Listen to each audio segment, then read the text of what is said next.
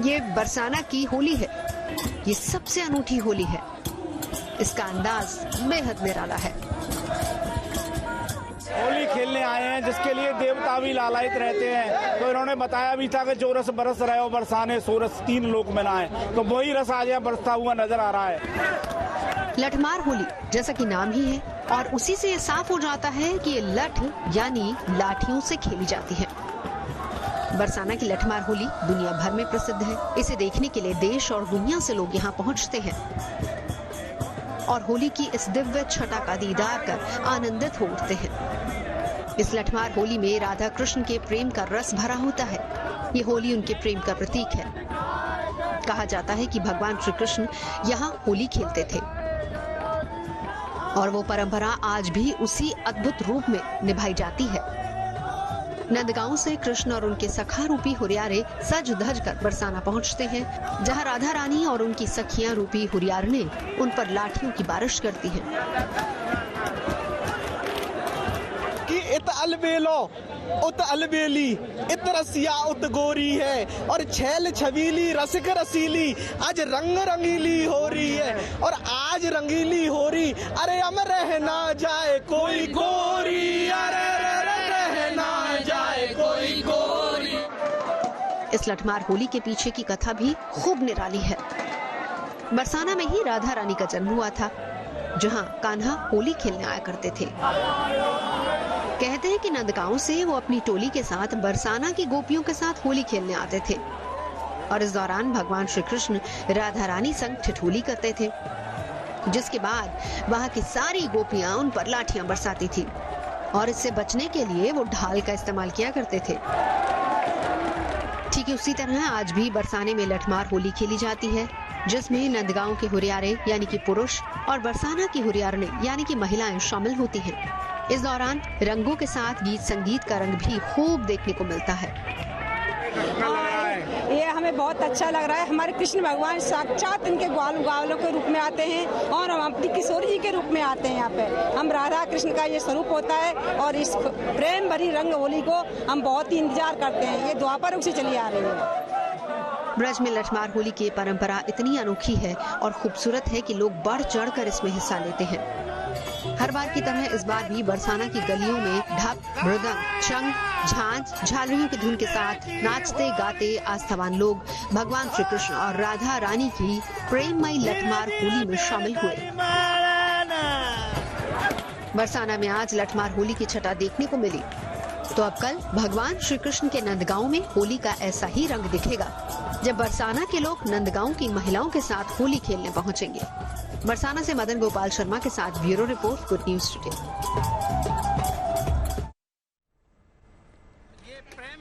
25 मार्च को रंग गुलाल से पूरा देश रंगा हुआ नजर आएगा। इस दिन होली का जोश देखते ही बनेगा, लेकिन होली से पहले होली का दहन होगा। आखिर इसका मुहूर्त क्या है और होली का दहन में क्या करना चाहिए, इसके बारे में बता रहे हैं काशी के ज्योतिषाचार्य पंडित वेद प्रकाश मिश्रा। हमारे यहाँ कहा जाता है कि जो पूर्णिमा होती है फाल्गुन की, पूर्णिमा में जब भद्रा पुच्छ हो जाए, भद्रा समाप्त हो, तब हमारे यहाँ होलिका दहन का विधान बताया गया है। इस वर्ष भद्रा दिन में 9:24 से लेकर रात में 10:27 तक है, 24 तारीख को। तो उस दिन 10:27 के बाद होलिका दहन करने का विधान हमारे यहाँ भद्रा पुच्छ में बताया गया। जब भद्रा समाप्त हो तब होलिका जलानी चाहिए। होलिका जलाते समय जो व्यक्ति होलिका जलावे, उस व्यक्ति को जो संकल्प करे, वो सर्वेशाम अपने समूह के या जो समाज के लिए जिसके लिए करे, तो सबका प्रतिनिधि बनके कि हम यहाँ के सारे लोगों के, मोहल्ले के सारे लोगों का प्रतिनिधि बनके मैं सबके हित के लिए संकल्प कर रहा हूँ और होलिका दहन कर रहा हूँ, जिससे सबके पापों का शमन हो। और अब आपको बाजारों की रौनक दिखा देते हैं। रंगों के त्योहार होली के नजदीक आते ही देश भर के बाजार होली के लिए पूरी तरह से तैयार हैं। बाजार तरह तरह के रंग, गुलाल, पिचकारी और मुखौटों से पटे हुए हैं। चुनावी माहौल का असर होली के बाजारों में दिख रहा है। बाजारों में प्रधानमंत्री और सीएम के नाम वाली पिचकारी बिक रही है और ग्राहकों को भी ये खूब पसंद आ रही है। बच्चों की खास डिमांड को देखते हुए भी कई तरह की पिचकारियां बाजारों में उपलब्ध हैं और खास बात यह है कि ग्राहकों की डिमांड को देखते हुए हर्बल रंगों की भी कई वैरायटीज बाजार में मौजूद हैं। बाजारों की तो इस वक्त रंगों से जो बाजार है वो गुलजार है।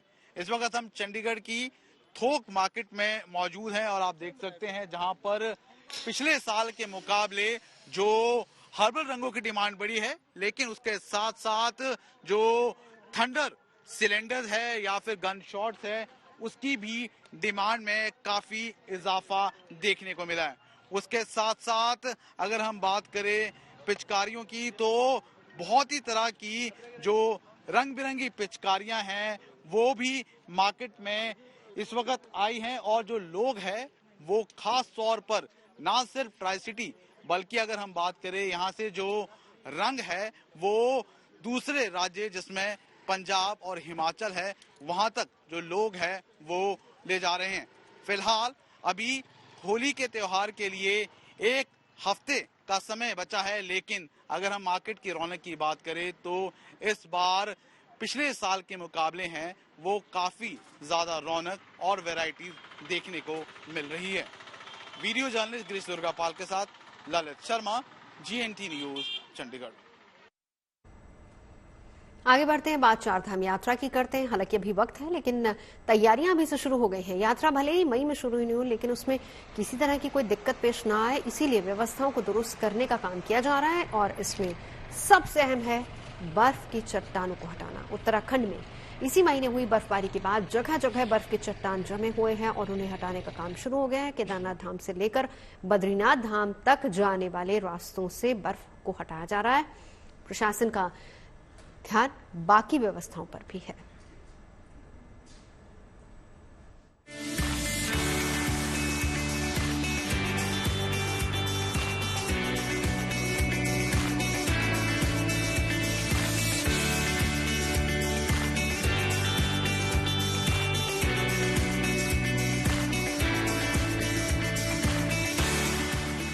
पहाड़ों पर इस बार बर्फबारी देर से हुई, लेकिन जब हुई तो हर तरफ बर्फ की मोटी परतें जम गई।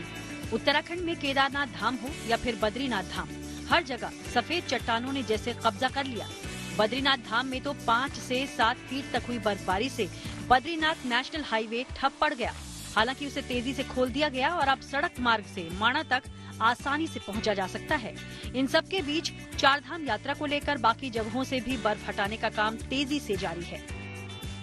बता दें कि इस साल चारों धाम के कपाट खुलने की तारीखें मई के दूसरे सप्ताह के आसपास रहेंगी। यमुनोत्री, गंगोत्री और केदारनाथ धाम के कपाट खुलने की तारीख 10 मई है, तो बद्रीनाथ धाम के कपाट 12 मई को खुलेंगे। केदारनाथ धाम की 10 मई से शुरू होने वाली यात्रा को लेकर तैयारियां शुरू भी कर दी गई हैं। इसके लिए सबसे पहले पैदल यात्रा मार्ग से बर्फ को हटाया जा रहा है। पैदल मार्ग पर जगह जगह बड़े बड़े ग्लेशियर बने हुए हैं, जिन्हें काटकर रास्ता तैयार किया जा रहा है। 40 मजदूरों की टीम रास्ते से बर्फ को हटाने में जुटी है। इस टीम ने करीब आधे रास्ते बर्फ को साफ भी कर दिया है। अगले 10 दिनों में केदारनाथ धाम तक पैदल मार्ग तैयार हो जाने की उम्मीद है।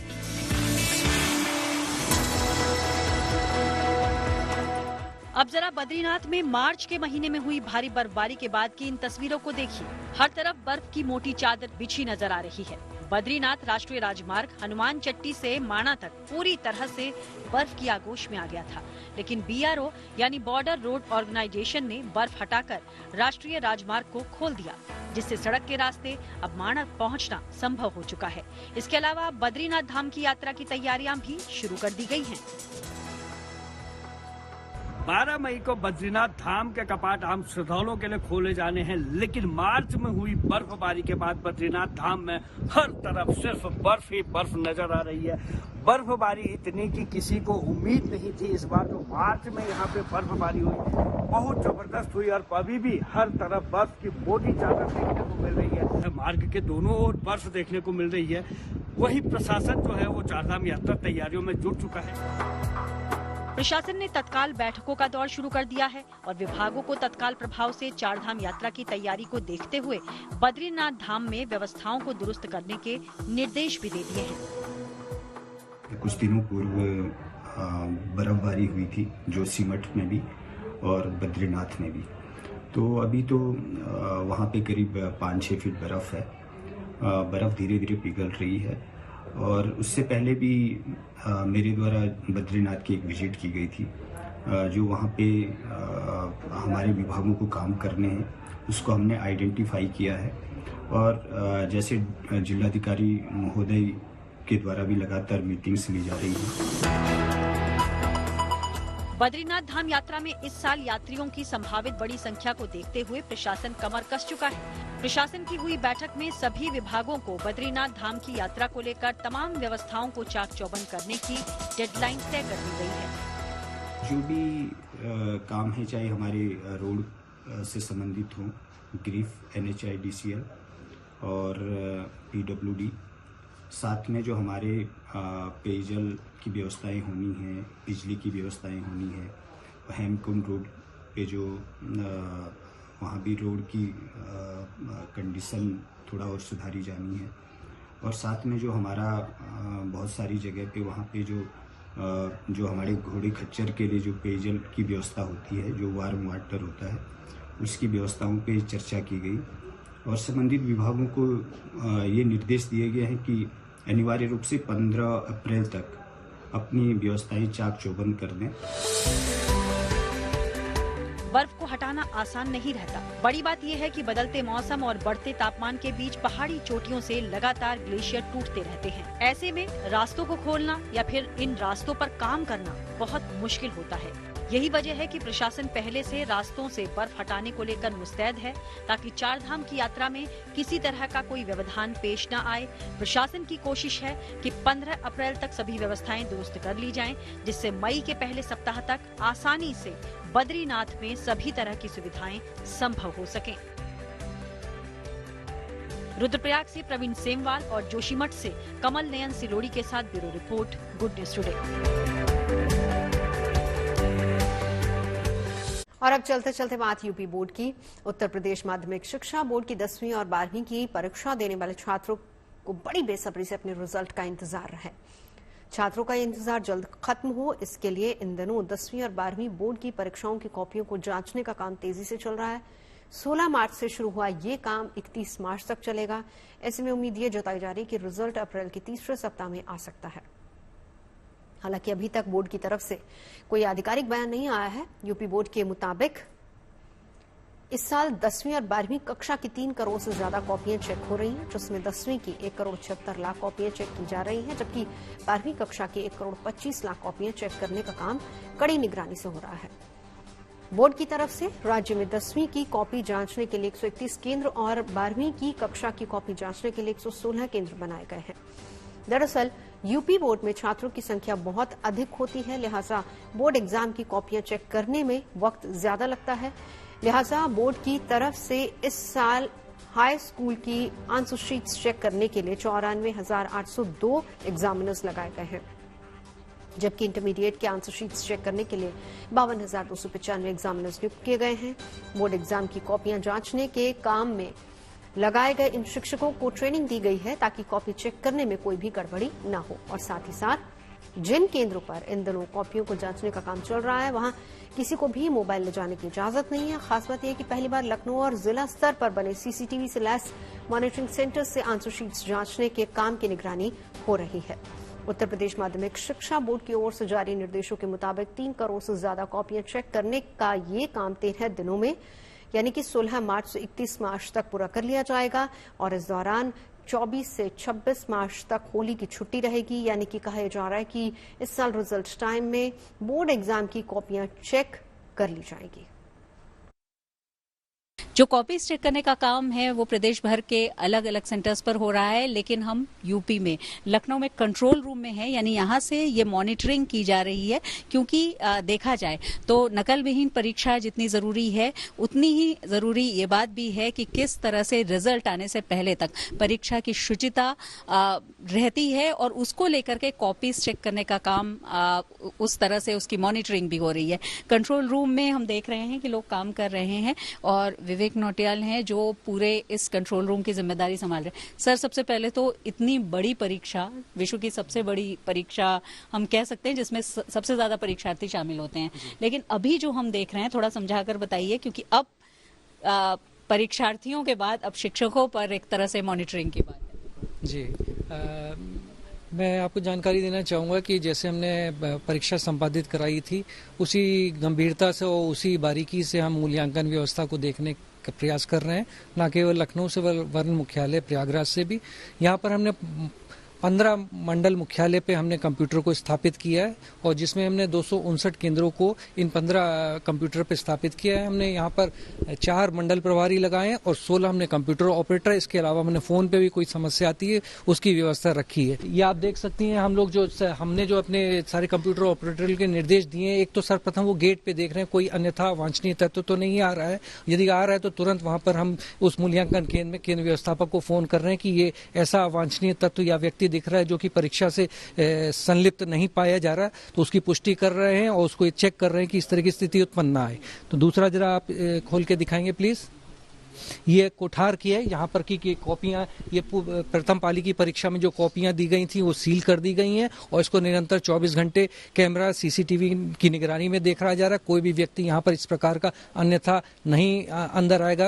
यानी यहाँ अगर कोई भी पहुंचता है तो वो सीधे मॉनिटरिंग सेल उसको देख लेगा? बिल्कुल देख लेगा। तो यहाँ पे जितने हमारे कंप्यूटर ऑपरेटर लगे हैं वो प्रत्येक परीक्षा केंद्र में ये इन 4-5 चीजों को विशेष कर देगा। निर्देश है जितने कक्ष निरीक्षक में ये परीक्षक हैं जो कॉपियां चेक कर रहे हैं और इनके ऊपर उप नियंत्रक हैं, ये सुनिश्चित कर रहे हैं कि केंद्र में ये देख लें किसी के पास कोई इलेक्ट्रॉनिक संयंत्र ना हो, कोई मोबाइल ना हो, और यदि वो बैठे परीक्षा में अपनी उत्तर पुस्तिकाओं का मूल्यांकन कर रहे हैं तो कहीं ऐसी स्थिति तो नहीं आपस में बहुत ज्यादा बात करने की स्थिति में हो या कोई अन्य व्यक्ति दूसरे कक्ष से आके इन कक्ष में कोई इनको व्यवधान डालने की स्थिति उत्पन्न कर रहा हो। तो आज की तिथि तक तो आज हम 18 तारीख में है, हमारी परीक्षा अच्छे से चल रही है। हमारा विशेष ध्यान इस पर भी है कि सारे हमारे कक्ष परीक्षक जो हैं वो समय से विद्यालय में पहुंचे, जो निर्धारित संख्या में उनको उत्तर पुस्तिकाएं आवंटित की गई हैं उसका प्रतिदिन मूल्यांकन करें, जिससे कि जो हमने लक्ष्य निर्धारित किया है उस लक्ष्य के अंतर्गत हम अपना सारा मूल्यांकन कार्य संपादित कर सकेंगे। 2 दिन में यानी 16 और 17 तारीख में आपने 13% मूल्यांकन कॉपीज का हो चुका है, उससे पता चलता है कि कितने रिकॉर्ड समय में आप लोग, क्योंकि 12 दिन में करीब ये कॉपीज चेक होनी है। बिल्कुल हमारा लक्ष्य है और हमें पूर्ण विश्वास है हम उस लक्ष्य में अपनी मूल्यांकन कार्य को संपादित कर सकेंगे। खबरें सच्ची होनी चाहिए, अच्छी खुद ब खुद लगती है। Navjot Randhawa signing off. आप सुनते रहिए गुड न्यूज और देखते रहिए गुड न्यूज टुडे।